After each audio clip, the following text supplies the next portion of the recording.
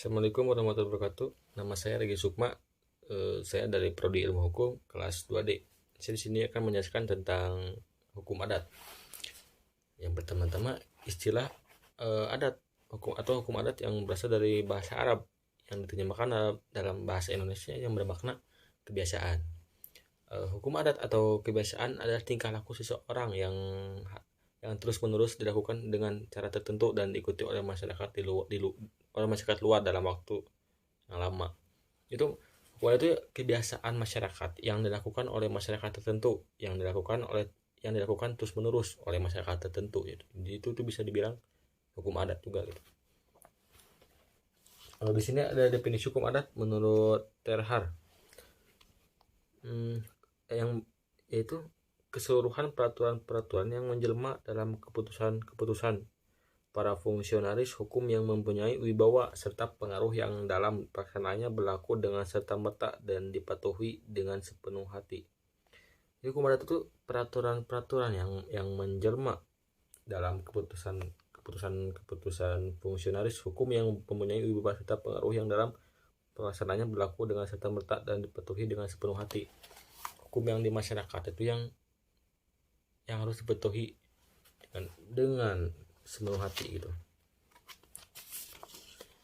Dan juga ada hukum adat adalah hukum peraturan yang tidak tertulis dan tumbuh dan berkembang di dalam masyarakat yang hanya ditaati oleh masyarakat yang bersangkutan. Jadi hukum adat itu hukum yang tidak ada tertulis itu maupun di perundang-undangan dan tidak dikodifikasi juga hukum adat itu. Jadi hukum adat itu ada masyarakat. Di dalam masyarakat itu ada hukum adat, yaitu yang harus dipatuhi oleh masyarakat tertentu. Dalam hukum adat juga yang dikenal oleh masyarakat, hukum adat itu sekumpulan orang yang diikat oleh tatanan hukum atau peraturan adat sebagai warga bersama dalam suatu persekutuan hukum yang tumbuh karena dasar keturunan ataupun kesamaan lokasi tempat tinggal. Itu hukum yang tumbuh, jadi masyarakat yang sekumpulan itu bisa disebut hukum itu. Jadi hukum adat itu masyarakat yang sekumpulan yang turun temurun dari nenek moyang sampai sekarang itu yang masyarakat itu hukum yang keturunan ataupun juga lokasi tempat tinggal itu pengaruh juga lokasi tempat tinggal itu. Dan juga ada bentuk hukum adat. Jadi bentuk hukum adat itu ada dua bentuk. Yang pertama ada yang tertulis dan yang kedua ada yang tidak tertulis. Contoh hukum adat yang tertulis yaitu hukum adat yang sudah mengenal tulisan. Misalnya Paranatan di daerah Suapraja dan Subak di Bali. Contoh yang pertama itu Subak di Bali, yang kedua Piagam Raja, yang ketiga Angger Aru Biru 1782, dan yang keempat Nawolo Pradoto 1771, yang kelima Pranata Desa, dan yang keenam Beraja Nanti atau Kutai. Ada juga bentuk hukum adat yang tidak tertulis, itu tumbuh dan hidup di dalam masyarakat yang masih buta huruf itu yang tidak tertulis, yang dapat diketahui dari keputusan para pemimpin persekutuan yang tidak boleh bertentangan dengan kesadaran rukun masyarakat. Contohnya Maro, Kawin Lari, dan Harta Gonagini. Dan ada juga perbedaan hukum adat sama hukum kebiasaan. Kalau hukum adat itu hukum yang tradisi nenek moyang bangsa Indonesia yang turun temurun. Sedangkan hukum kebiasaan berasal dari hukum asing yang diresepsikan ke dalam hukum Indonesia sebagai hukum asli Indonesia. Jadi hukum adat sama hukum kebiasaan itu sangat beda gitu. Kalau hukum adat itu kan hukum dari nenek moyang turun temurun dari dulu sampai sekarang itu hukum adat. Tapi kalau hukum kebiasaan itu hukum asing yang diresepsikan ke dalam hukum Indonesia. Jadi bukan hukum dari nenek moyang, tapi emang hukum kebiasaan itu hukum dari lama. Tapi itu juga bukan dari hukum asli gitu dari bangsa kita Indonesia, tapi hukum dari asing tapi yang direpresentasikan ke dalam hukum Indonesia. Contohnya sewa menyewa atau hurkop atau fiducia. Ada juga sewa beli si penyewa. Jadi contohnya ini, si penyewa setelah membayar sejumlah uang kedudukannya berubah menjadi pemilik. Jadi si penyewa setelah membayar sejumlah uang yang kedudukannya berubah menjadi pemilik, kayak jual beli gitu.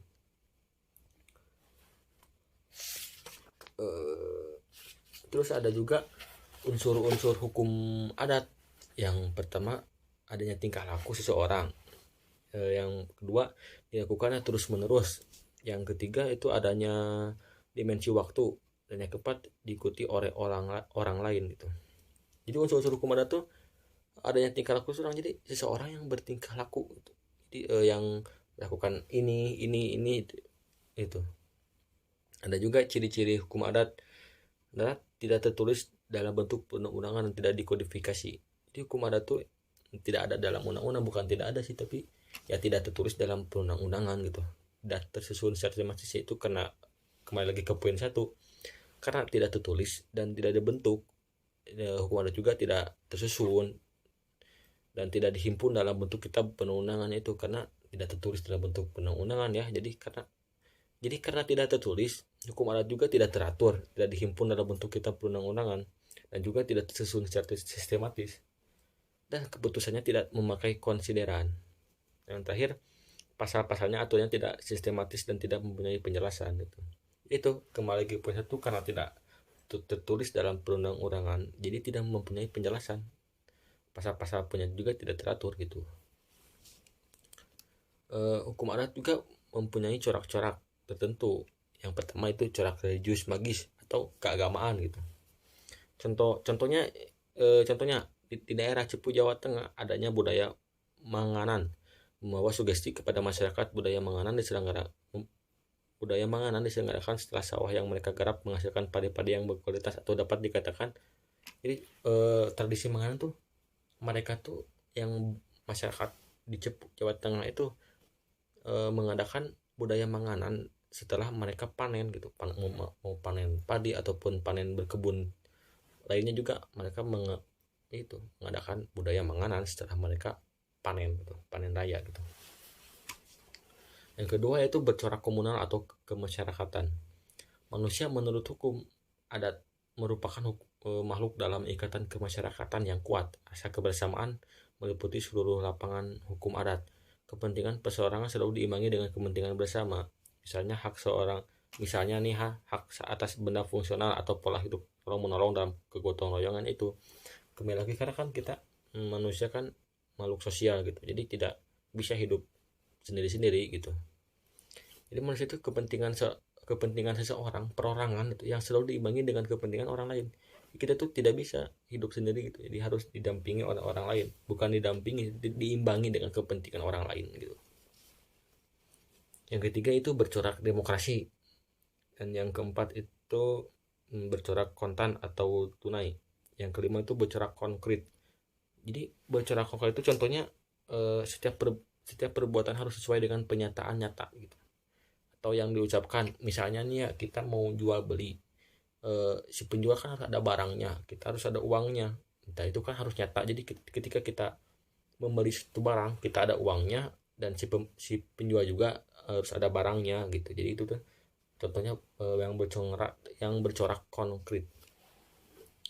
Nah, ada juga 3 jenis masyarakat hukum adat yang strukturnya bersifat teritorial. Yang pertama, masyarakat hukum desa. Masyarakat hukum desa adalah segolongan atau sekumpulan orang yang hidup bersama berdasarkan pandangan hidup, cara hidup, dan sistem kepercayaan yang sama, yang menetap pada suatu tempat kediaman bersama, merupakan satu kesatuan tata susunan yang tertentu, baik keluar maupun ke dalam. Jadi masyarakat hukum desa itu golongan atau sekumpulan orang yang hidup bersama berdasarkan pandangan hidup dan cara hidup yang sistem kepercayaannya yang sama. Jadi ketika ada sekelompok atau masyarakat tertentu itu sama pandangan hidup, sama cara hidupnya itu sama gitu. Di suatu masyarakat itu sama semuanya gitu. Itu masyarakat hukum desa. Yang kedua, masyarakat hukum wilayah. Masyarakat hukum wilayah adalah suatu kesatuan sosial yang teritorial yang melingkupi beberapa masyarakat hukum desa yang masing-masingnya tetap merupakan kesatuan yang berdiri sendiri gitu.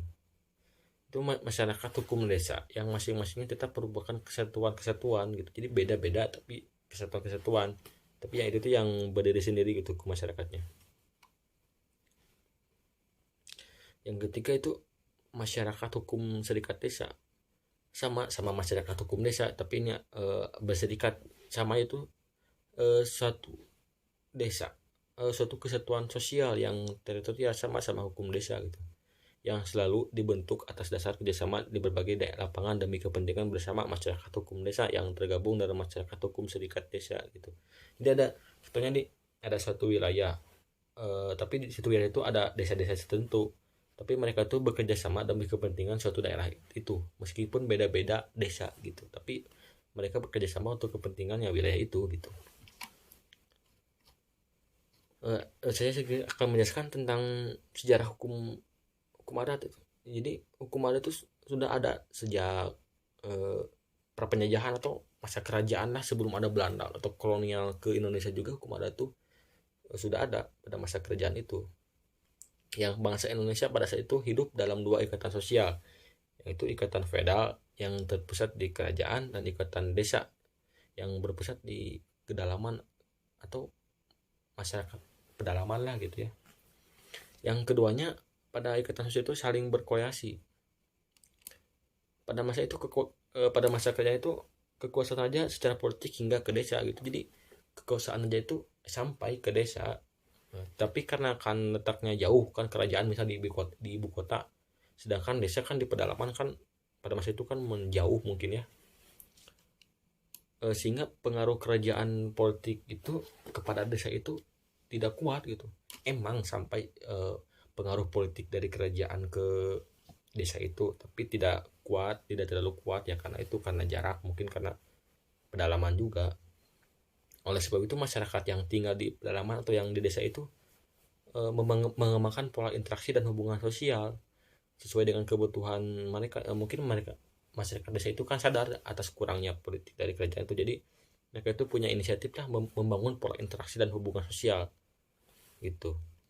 Dari kedua ikatan tersebut membentuk peranata atau norma hukum yang disebut hukum adat, baik pada ikatan feodal di kerajaan maupun ikatan desa di pedalaman gitu. Dan juga ada, menurut Van Vollenhoven, hukum adat adalah hukum yang tidak bersumber pada peraturan yang dibuat oleh pemerintah. Jadi hukum adat itu yaitu timbul di dalam masyarakat tertentu, bukan tertentu sih, ya timbul di dalam masyarakat yang tidak dibuat oleh, di undang-undangnya itu timbul di dalam masyarakat itu ya, yang tidak dibuat oleh pemerintah. Hukum adat juga merupakan hukum yang asli dari bangsa Indonesia yang bercorak atau bersifat pluralistik, itu dari awal. Hukum adat perbedaannya sama hukum kebiasaan kan, kalau hukum adatnya asli dari Indonesia, itu dari nenek moyang, dari turun temurun sampai ke sekarang juga ada, tapi hukum kebiasaan kan hukum asing yang direvisikan ke dalam hukum Indonesia gitu. Di Indonesia juga terdapat beragam suku-suku bangsa yang tersebar di seluruh kepulauan, begitu pun hukum adatnya. Jadi lingkup berlakunya hukum adat atau wilayah hukum adat berkaitan erat dengan wilayah kebudayaan. Ya kan banyak kepulauan, di kepulauan tertentu kan, di kepulauan A, kepulauan B, kepulauan C itu kan beda-beda kebudayaan, tapi itu tuh mereka juga beda-beda hukum adat gitu. Semakin banyak kepulauan, semakin banyak wilayah kebudayaan, juga mereka berbeda-beda hukum adat gitu. Menurut Van Vollenhoven juga wilayah hukum adat tersebar dan berlaku di 19 lingkungan hukum adat. Pada masa itu juga selain ada hukum adat, juga itu ada hukum Islam. Jadi hukum Islam itu datang setelah hukum adat. Ini hukum adat dulu terus hukum Islam. Hukum Islam mendatang ke Nusantara itu karena agama Islam yang udah mulai ke Asia gitu, yang terus menyampai ke Nusantara gitu. Terus terbentuklah hukum Islam. Hukum Islam itu ya berlaku bagi para pemeluk agamanya gitu. Tidak semua harus mentaati hukum Islam. Ketika seseorang yang memeluk agama hukum Islam, yaitu mereka ya berhak menaati peraturan hukum Islam yang ditetapkan gitu. Jadi nggak semua harus menaati hukum Islam. Hukum adat juga hukum Islam. Hukum adat pada zaman itu sama hukum Islam itu kedudukannya sama, yang setara pada masa itu, dengan berlaku secara bersamaan dan berdampingan. Jadi hukum adat sama hukum Islam pada saat itu bersamaan, berdampingan gitu, sama-sama membimbing dan ke jalan yang benar gitu. Tapi ya itu hukum adat kan masyarakat hampir seluruhnya harus mentaati, tapi hukum Islam tidak. Jadi ya itu kalau pemeluk agama Islam ya memeluk itu menetaati peraturan hukum Islam. Itu juga kan kedudukannya sama, hukum Islam sama hukum adat itu sama kedudukannya, yang berlakunya juga bersamaan dan juga berdampingan gitu. Ya contohnya kan hukum adat berlaku menurut sistem kekerabatan masyarakat yang tersebar di seluruh daerah Nusantara, sedangkan hukum Islam berlaku bagi masyarakat yang memeluk agama Islam gitu. Mungkin sekian dari saya, mohon maaf bila banyak kurangnya. Assalamualaikum warahmatullahi wabarakatuh.